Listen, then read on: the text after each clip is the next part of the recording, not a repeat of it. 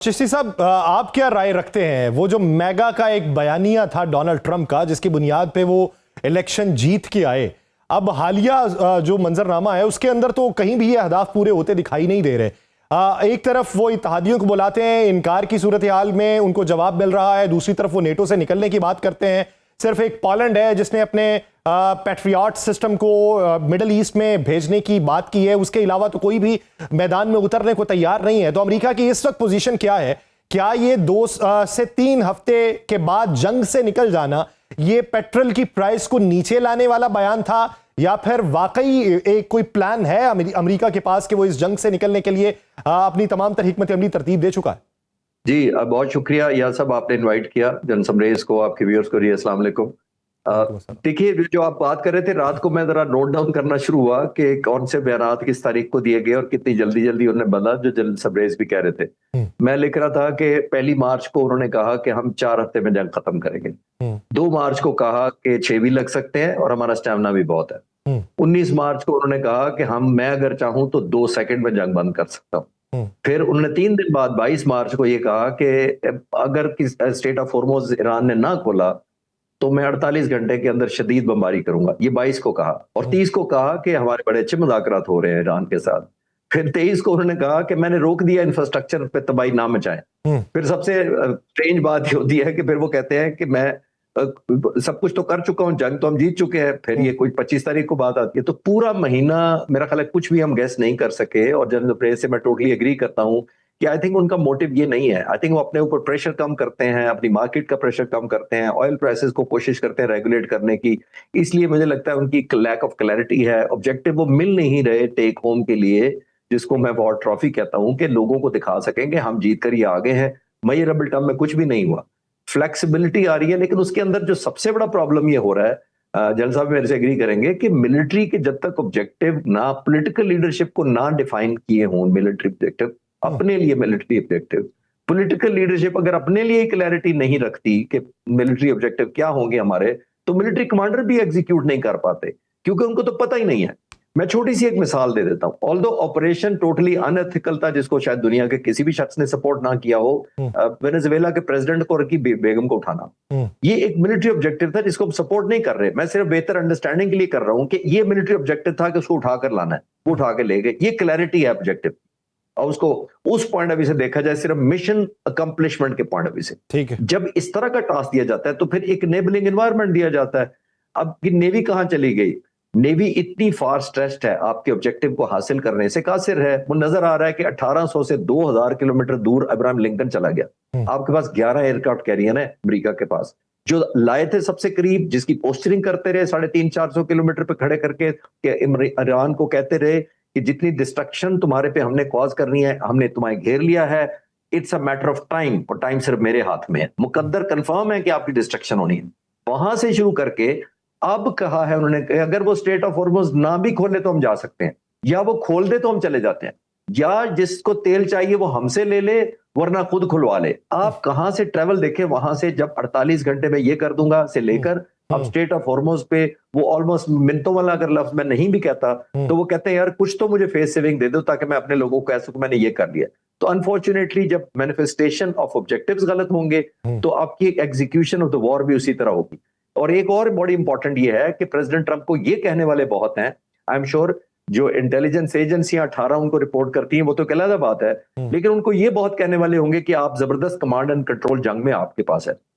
अगर ये डिल्यूजन पर बेस होगा, यानी सेल्फ बिलीफ पर होगा कि मेरा मानना है मेरे पास कंट्रोल बहुत है, तो फिर आप उसकी एस्केलेशन या कंटिन्यूएशन भी फॉल्टी होगी, वो भी डिल्यूजनल होगी। आप समझेंगे कि मैं एस्केलेट करूंगा तो मुझे रिजल्ट मिल जाएंगे, और वो नहीं मिल रहे।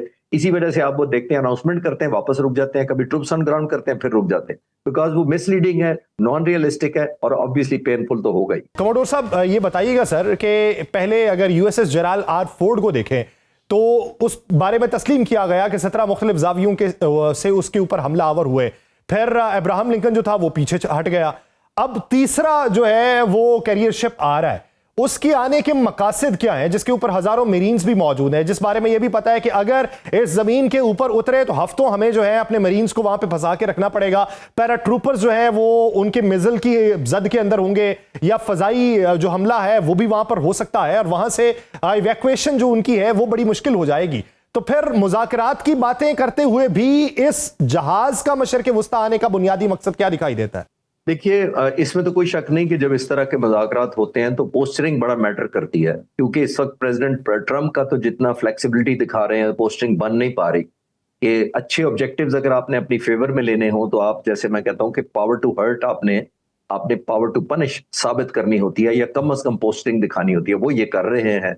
उन्होंने मिलिट्री का जो बैरी बेड़ा आया, इससे पहले 2 कहां गए। 1800 से 2000 किलोमीटर दूर खड़ा है इस वक्त इब्राहिम लिंकन, जो मैं देख पाया हूं कहीं मुख्तलिफ सोर्सेज से। जो दूसरा जराड फोर्ट था वो रिपेयर करा रहा है ग्रीस में। 11 बैरी बेड़े हैं इसके पास, अमेरिका के पास। अब देखिए, ऐसी जंग जिसके अंदर आपके 2 एयरक्राफ्ट कैरियर करीब लाए जाएं और वो इफेक्टिव ना हो और कंट्रीब्यूट ना करे। मैं बहुत सारे फॉलो कर रहा था कल रात को कि बैरिया के एक्सपर्ट और बहुत सारे लोग सब एग्री करते हैं, और मैं भी इत्तेफाक करता हूं कि इस वक्त उनकी जो नेवी है ये ओवर स्ट्रेच्ड है। जब आपने कोई टास्क देना होता है तो आप टास्क वर्सेस ट्रूप्स की एक रेशो निकालते हैं, ये जनरल साहब एग्री करेंगे, ताकि वो इफेक्ट क्रिएट कर सके। जब वो इफेक्ट क्रिएट नहीं कर पाएंगे, आपने उनको क्या क्या दिया हुआ है इस वक्त टास्क? जितने डिस्ट्रॉयर्स हैं, अब एयरक्राफ्ट कैरियर तो है नहीं, जितने मिसाइल इंटरसेप्टर्स हैं, बोट्स हैं, उनको टास्क दिया हुआ है कि जितने फायर हो मिसाइल ईरान से, उनको इंटरसेप्ट करना है इजराइल जाते वक्त, नंबर 1। फिर उन्होंने ये सिक्योरिटी का सारा अपने आप की प्रोटेक्शन का भी किया हुआ है। फिर सबसे बढ़कर आपने देखा है स्टेट ऑफ हॉर्मुज़ पे बेबसी उनको नजर आ रही है। बेबसी इसलिए आ रही है कि जैसे मैंने कहा, टास्क वर्सेस ट्रूप्स की रेशो आउट है नंबर, ये बहुत ज्यादा डिमांडिंग होगा। बाय द वे, अगर वो करना भी चाहें, 2000 शिप्स खड़े हैं इस वक्त तकरीबन एंकरेज किए हुए, जिनको लाना है। एवरेज 145 रोजाना की बुनियाद पर एवरेज गुजरते थे स्टेट ऑफ हॉर्मुज़ से, और जब से जंग हुई है 4 से 6 के दरमियान गुजर रहे हैं। आप 2000 में से कितनों को नेवी एक्सपर्ट जो है, अगर यूनाइटेड स्टेट्स नेवी अगर सपोर्ट करना भी चाहे तो कैसे कर सकेगी और किस कॉस्ट पे कर सकेगी? जो एक और मिसलीडिंग होता है, हम कहते हैं कि जो स्टेट ऑफ हॉर्मुज़ है वो 35 किलोमीटर चौड़ा है। वो 35 किलोमीटर चौड़ा जरूर है, लेकिन जमीन की डेप्थ बहुत शैलो है। उसका सिर्फ 10 किलोमीटर के कॉरिडोर से जहां से गुजरता है, और ईरान ने जो ओमान की साइड है उसको बंद किया हुआ है, सिर्फ अपनी साइड को खोला हुआ है। जो गुजरेगा यहां से गुजरेगा, तो उसको टारगेटिंग करना आसान है, इसीलिए उसकी प्राइस है, इसीलिए वो $2 मिलियन $2 मिलियन के इक्विवेलेंट ले रहा है, नंबर 1। एक जो इंपॉर्टेंट आपने पूछी कि ट्रूप्स ऑन ग्राउंड, मैं उसका अर्ज कर देता हूं, जिसके सेंस में आपने सवाल किया था कि बहरी बेड़ा आ रहा है, वो ट्रूप्स लेकर आ रहा है। 2 इनके MEU मैरीटाइम एक्सपीडिशनरी यूनिट जो है 5000 ट्रूप्स के साथ ऑलरेडी मौजूद हैं, अपार्ट फ्रॉम 40 to 50,000 सोल्जर जो इस एरिया में है। सही। अब ये 82 एविएशन एयरबोर्न ब्रिगेड जो लाया जा रहा है, इसके भी तकरीबन 5000 है, क्योंकि इसका कमांड सेंटर भी साथ है, तो ये 5000 इनके हैं। तो ये 10,000 जब उतारे जाएंगे, हाइपोथेटिकली खारक पर एग्ज्यूम कर देते हैं। मैंने कल ही एक डॉक्यूमेंट्री अपने चैनल पर डाली थी, तो इसलिए मैंने ज्यादा रिसर्च की कि जब उतारेंगे तो क्या करेंगे। जब ये उतार देंगे उसके ऊपर, तो उतारना तो कोई मसला नहीं है, कोई चैलेंज नहीं आप कर सकते अमेरिका की पावर को। जब उतारेंगे तो फिर पर्पस क्या है? अल्टीमेट पर्पस ये है कि उसको सीज करना, उसका कंट्रोल करना, उसको इन्वेजन करके रीगेन करना, और वॉर बूटी के तौर पे इस्तेमाल करना। ईरान को कहा जाए कि तुम ये छोड़ो तो हम खारक छोड़ देंगे। इतनी कैपेसिटी अमेरिका की मुझे इसलिए नजर नहीं आ रही कि जब आप 10,000 ट्रूप्स उतारेंगे, वो इटसेल्फ एक बहुत बड़ा लुक्रेटिव टारगेट होगा ईरान के लिए, नंबर 1। नंबर 2, एक और बड़ी इंपॉर्टेंट है कि आपने सस्टेन कैसे करना है, उसके लिए लॉजिस्टिक बड़ी इंपॉर्टेंट होती है उन 10,000 लोगों को। नंबर 1, आपने एविएशन सपोर्ट या एयर सपोर्ट देनी है, प्रोटेक्शन फ्रॉम द एयर भी देनी है। नंबर 3, इंटेलिजेंस देनी है कि कहां कहां ईरानी आपके खिलाफ छुपे हुए हैं, उनको सप्लाई चेन मेंटेन करनी है उसकी। तो इतना आसान नहीं होता। और आखिरी बात एक बड़ी इंपॉर्टेंट ये है कि अगर एक खारक पर आप हमला करके उसको टेक ओवर कर भी ले, तो उसके 10 किलोमीटर पर तो ईरानी सॉइल मेन शुरू हो जाती है, या 20 किलोमीटर पे शुरू हो जाती है, वेरिएबल है टेरेन की वजह से। तो वहां से जो मिसाइल्स आएंगे, ड्रोन्स आएंगे, जो इनको टारगेट करेंगे अमेरिकन को, तो उसकी प्राइस कैलकुलेट किया, तो उसके लिए इनको उस एरियाज को भी कंट्रोल में लेना होगा। वो बहुत मुश्किल है, क्योंकि वो तो मेनलैंड शुरू हो जाएगी ईरान की। तो आई थिंक इतनी कॉम्प्लिकेटेड सिचुएशन है, जिसके अंदर एट्रिशन या बॉडी बैग्स का बहुत सामना करना पड़ेगा इनको। और एक और एम्बैरेसमेंट अगर कोई रहती है अमेरिका के लिए, तो शायद ये खुल जाएगी। सही। कमोडोर साहब, मेरा आपसे सवाल ये कि एक तरफ वो ये धमकी दे चुके हैं कि हम नेटो से निकल जाएंगे, दूसरी तरफ बरतानवी वज़ीर आज़म देखें, वो कहते हैं 35 ममालिक की जो एक नशस्त होगी उसकी मेज़बानी हम कर सकते हैं।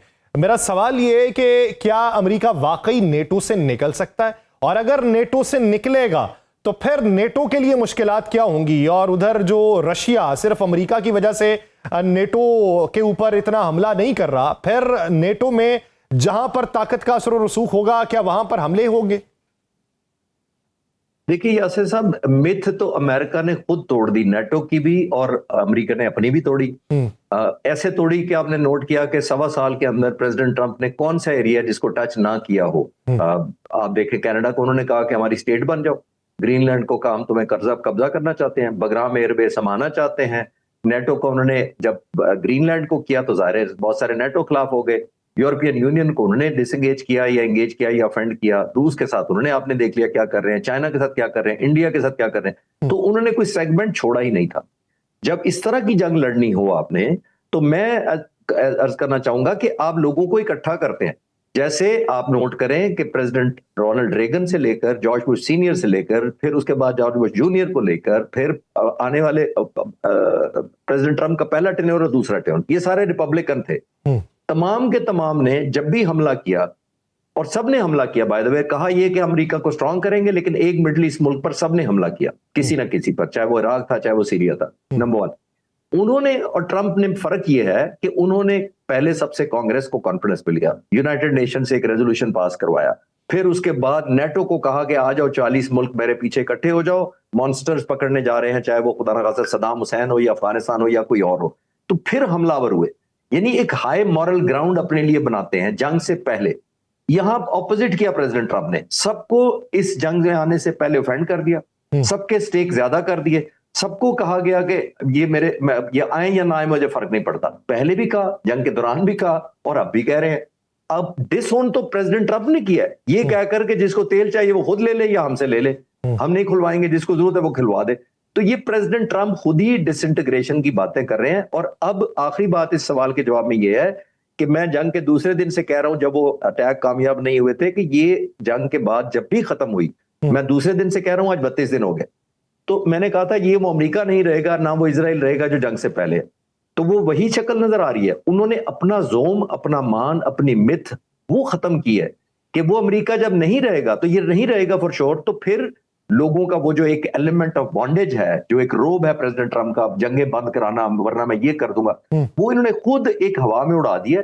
तो आई थिंक कॉन्फिडेंस अब हो गए हैं। और वैसे भी डूबती कश्ती के साथ आपने देखा, नेटो भी नहीं आएगा, यूरोप भी नहीं आ रहा, यूके भी नहीं आ रहा, अपने अपने इनिशिएटिव्स हो गए हैं, लॉबीज बन गई। तो फिर देखते हैं कि ये मंजरनामा किस हद तक तब्दील होता है, ब्लॉक किस हद तक तब्दील होते हैं।